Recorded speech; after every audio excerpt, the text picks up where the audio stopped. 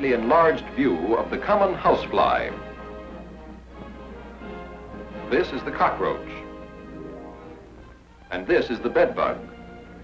You may not recognize them as they are shown here, but you may have met them in the barracks, in the kitchen or mess hall, and at mealtime. The cockroach, the bedbug, and the housefly are called household insects because they infest places of human habitation, ruining sleep and efficiency, destroying food, and carrying filth and disease. It is the duty of the medical department to investigate insect infestations and to inspect insect control measures that are carried out by personnel of the Corps of Engineers. Control of household insects in military establishments is based upon thorough sanitation and upon scientific use of an insecticide known as DDT. DDT is particularly useful because of its physical properties of stability and solubility. It is easily mixed with kerosene or fuel oil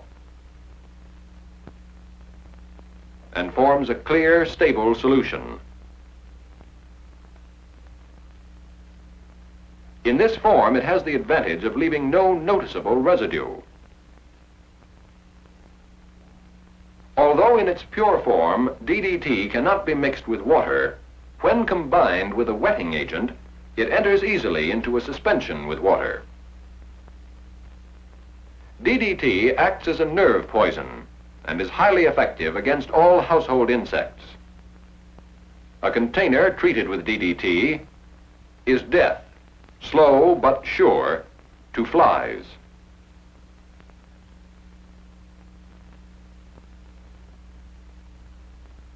With mosquitoes in the same container, the effect is identical. DDT will continue to knock out insects for months after application.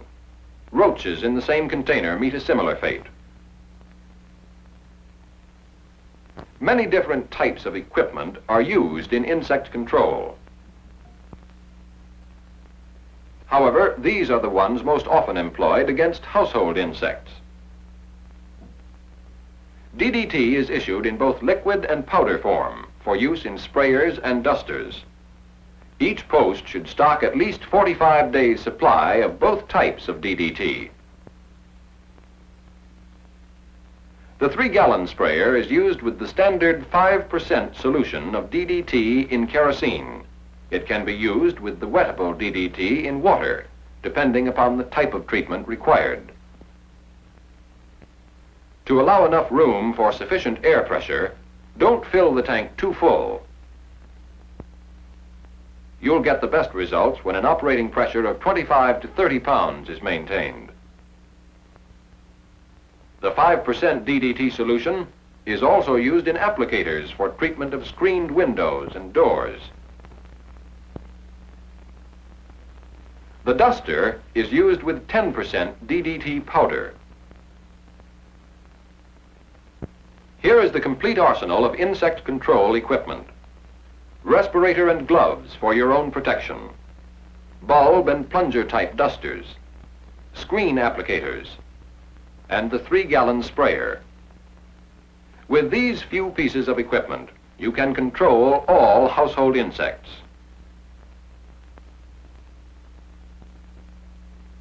Concentrate on control of bed bugs during the winter months, leaving the rest of the year for warm weather insects.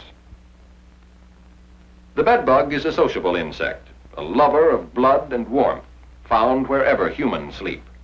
Even the best kept barracks is not immune. The bedbug is a nocturnal insect and feeds on human blood. The spots on this sheet show it has been active here. It breeds and hides by day in cracks and crevices adjoining the beds. Its harbors can be identified by the traces of excrement.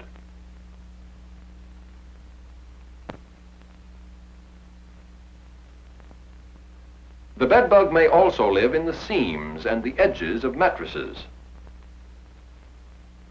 Bed springs and bedsteads offer nesting space for these insects.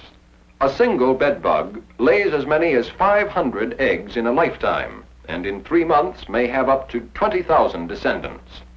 The occupants of the barracks prepare it in advance for insect control, opening the windows, pulling the bunks out away from the wall, stripping the mattresses and pillows, and putting in the aisle all shoes, clothes, bedding, rubber goods, and other material which might be harmed by the spray.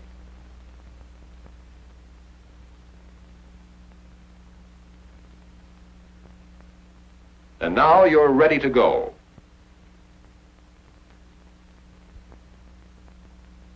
Treat the wall surfaces using the nozzle, which produces a fan-shaped spray. Hold the nozzle close enough to the surface to produce a wet coating without mist or fog.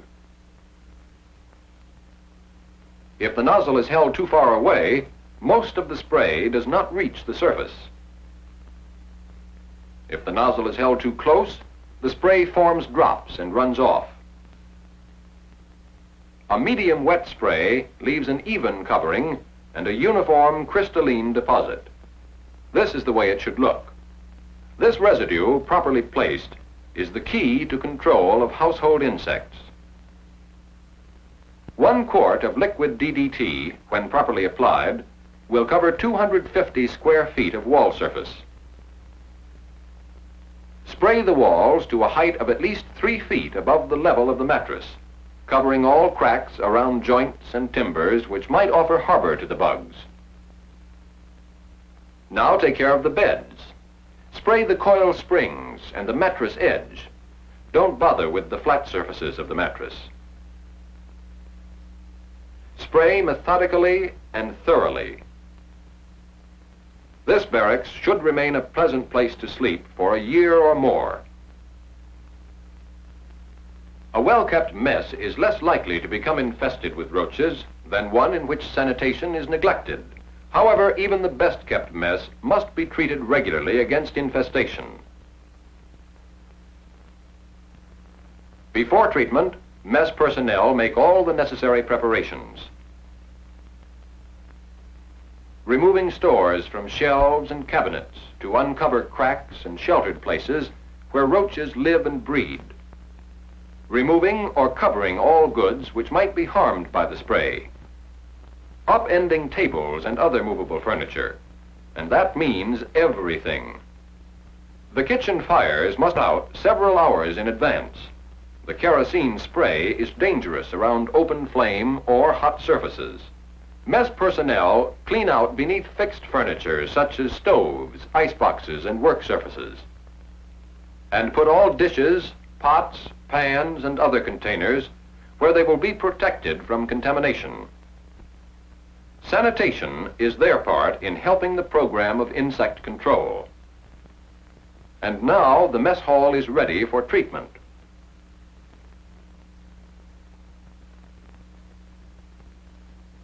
No smoking is permitted during spray treatments. This rule must be observed as long as the kerosene fumes are present.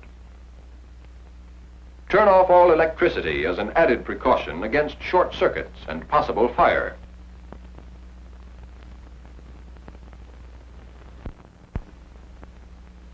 Here the method of spraying is the same as for bed bugs, only the breeding and hiding places are different. Roaches form little clusters or colonies in cracks, crevices, and in warm, dark, protected places, generally around the lower half of the room. Large roach colonies are found around moisture and warmth. Of all types of food, starchy ones are the most attractive to roaches. Treat all the places where flour and crumbs collect. This is a good example. A bread storage cabinet,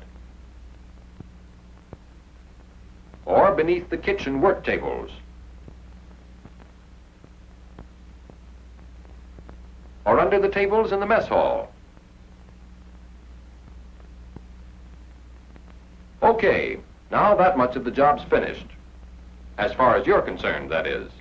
Here's where the mess personnel take over again.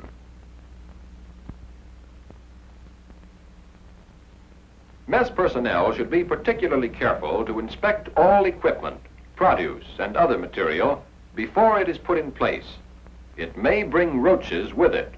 Roaches often hitch a ride on just this sort of thing. Roaches are the most difficult of the household insects to exterminate completely. Constant vigilance is necessary, with an occasional spot treatment when roaches are found. Spot treatment and general sanitation are the responsibility of the mess personnel. If ants are discovered during the period between regular insect control measures, a spot treatment of the ant run and the point of entry will take care of them. After a few days, it's a good practice to give the mess area a follow-up treatment with 10% DDT powder. Dusting is a check on the previous spray treatment. Moreover, it gives you a chance to get the places you couldn't treat with kerosene spray for fear of fire. Use the plunger-type duster to reach otherwise inaccessible points, and for general all-over treatment. A thin layer is sufficient. The fly presents a different and more complicated problem. It breeds on filth, feeds on filth, carries filth with it wherever it goes. It abounds wherever rotten or decaying materials are found. From these breeding points, the adult fly spreads filth and disease for 1,000 yards or more. The eating habits of the adult fly are no more pleasant than its breeding habits. From here, the fly may travel to human food, carrying with it the germs of dysentery, cholera, diarrhea, and typhoid fever. There are 4 rules for fly control. First, destroy its breeding places. Control it at its source. Flies often breed in great numbers in stables on or near the post. But not only in the stable itself, outside the stable, in and around the manure pile, and in any other place where decaying matter is found. So spray the compost pile regularly, and the surrounding beams and timbers. Here you may use DDT in water suspension, as the visible residue will not be objectionable. Before spraying with DDT in water, remember to agitate the sprayer tank to keep the DDT in suspension. In treating the stable, you not only take care of the common housefly, but other species as well. That makes for a better stable. The second rule of fly control is treat the way stations at which flies stop for food. Garbage racks will draw flies for hundreds of yards around. Garbage should be removed at least once daily, either by the Army or by an approved contractor. The garbage must be properly disposed of. A sanitary fill is the preferred method. Garbage cans should be cleaned immediately after disposal of the contents, whether in a modern steam unit like this one, or in the old-fashioned way with the bucket and water. Don't expect DDT to substitute for proper sanitation.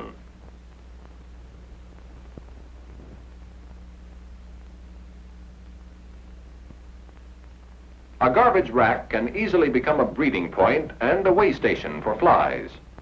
Keep it clean and spray it at regular intervals.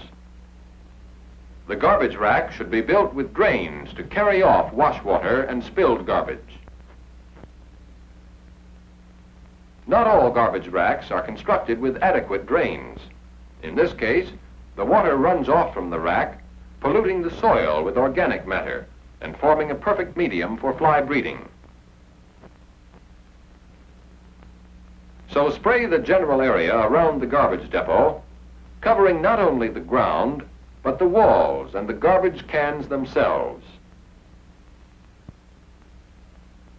Now the third rule of fly control, a very simple one. Keep them out. Doors and windows must be thoroughly screened. All screen doors should open outward to make it more difficult for the flies to enter. For treating screens, several types of screen applicators are available. A good application of DDT will make both sides of the screen sure death to flies. 2 men can treat all the screens of a mess hall in about 20 minutes. The brush and roller type shown here require approximately 1 quart of 5% DDT in kerosene to treat 60 to 80 screens. One treatment of screens will continue to kill flies for 1 or 2 months. The fourth and last rule of fly control is kill them when they do get in. In fly control, it isn't necessary to produce an all-over fog or to contact the insects directly. Just deposit a good residue on the places where the flies tend to rest. Their resting places are generally high, above waist level, on braces, trusses, uprights, shelf edges. Flies almost always alight on angles and protruding edges where they can see in both directions. Look around for fly specks. They'll help you to identify their resting places. They very often rest on the pull cords of lights and other dangling things. Don't, however, spray electric wiring, light switches, or lighted lamps. When you have finished your work, look around to make sure that every point has been covered.